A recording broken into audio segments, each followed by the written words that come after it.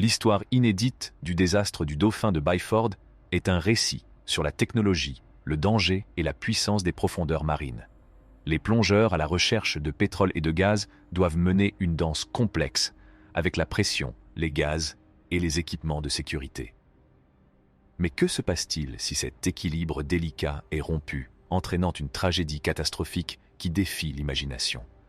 Rejoignez-nous pour plonger dans les profondeurs sinistres d'un mystère maritime authentique, où une simple bévue a déclenché une réaction en chaîne inimaginable, modifiant à jamais le destin de ceux qui ont osé explorer l'inconnu. Le Byford Dolphin était une grande plateforme flottante utilisée pour les forages sous-marins. Elle travaillait en mer du Nord, près de la Grande-Bretagne, du Danemark et de la Norvège. C'est l'incident de 1983 qui l'a fait connaître, lorsqu'une explosion soudaine sous l'eau a causé la mort de 4 plongeurs et d'un ouvrier, et blessé un autre ouvrier. Mais comment l'accident a-t-il pu se produire malgré les mesures prises?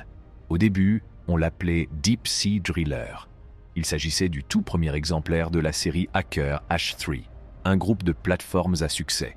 Il a été construit par le groupe Aker et achevé au chantier naval Aker Verdal en 1974.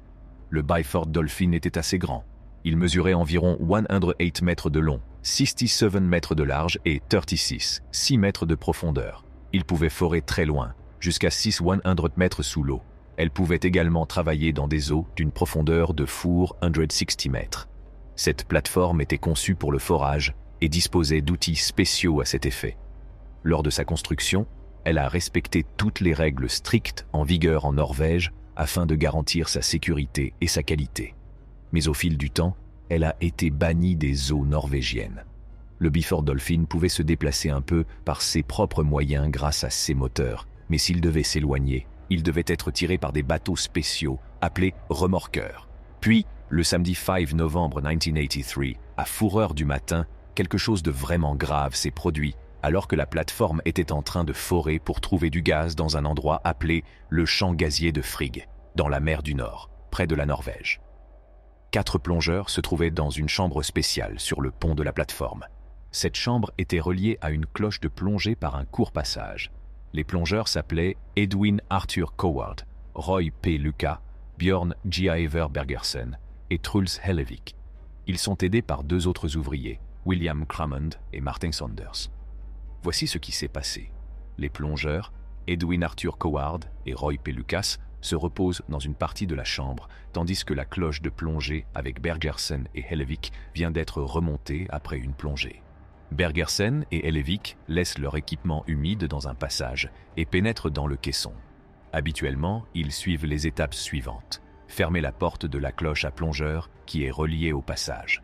Augmenter légèrement la pression à l'intérieur de la cloche à plongeur afin de fermer hermétiquement la porte. Fermer la porte de la chambre dans laquelle il se trouve, qui est également reliée au passage. Réduisez lentement la pression dans le passage jusqu'à ce qu'elle soit la même qu'à l'extérieur. Ouvrez la pince pour déconnecter la cloche de plongée du passage. Mais quelque chose ne va pas. L'un des ouvriers, Cramond, a ouvert trop tôt la pince qui fermait le passage. La pression dans la chambre est alors passée brusquement d'un niveau élevé à un niveau normal. Cette poussée d'air était si puissante qu'elle a bloqué la porte à l'intérieur du passage et a repoussé. Coward, Lucas et Bergersen ont été affectés par la pression de l'explosion et sont morts comme le montre le diagramme. L'enquête a révélé que Hellevik, qui a été exposé à la pression la plus forte, a été forcé de passer par une petite ouverture alors qu'il essayait de fermer une porte.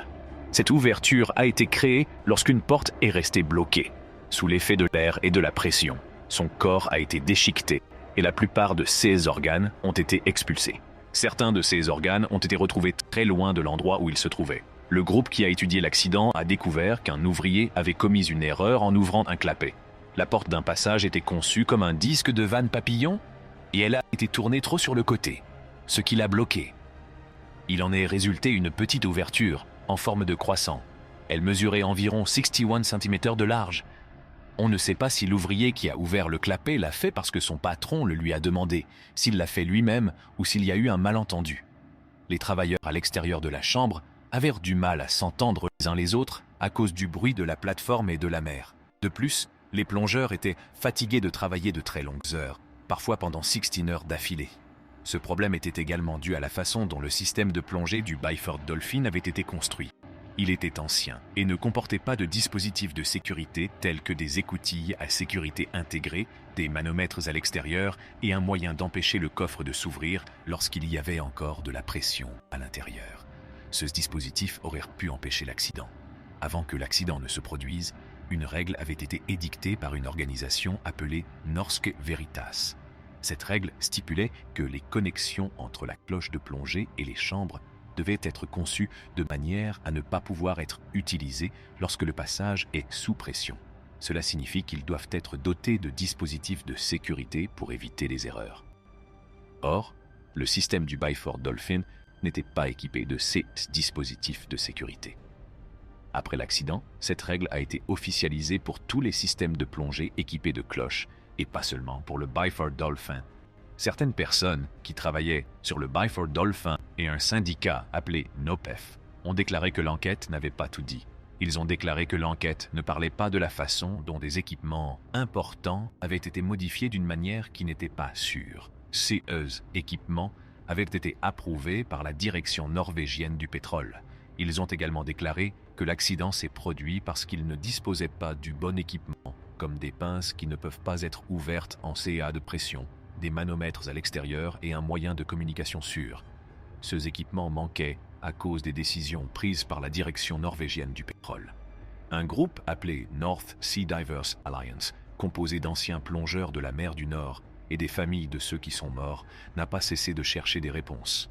En février 2008, ils ont reçu un rapport indiquant que la véritable raison de l'accident était un équipement défectueux. Claire Lucas, la fille de Roy Lucas, estime que le gouvernement norvégien est responsable de la mort de son père, car il savait que le caisson de plongée n'était pas sûr. Les familles des plongeurs ont finalement été indemnisées par le gouvernement norvégien 26 ans après l'accident. Cet accident n'est pas le seul à s'être produit sur le site.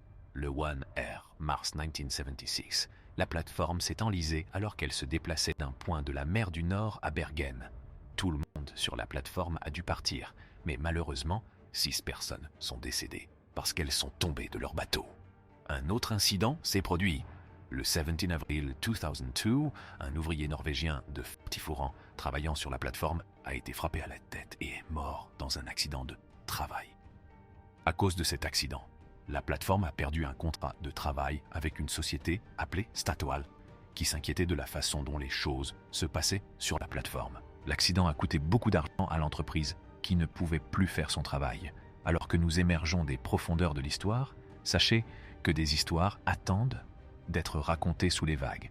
Si vous voulez plus de secrets intéressants et d'histoires inédites, n'oubliez pas de vous abonner, d'aimer et d'appuyer sur la cloche de notification pour rester au courant de nos dernières plongées dans des mystères intrigants.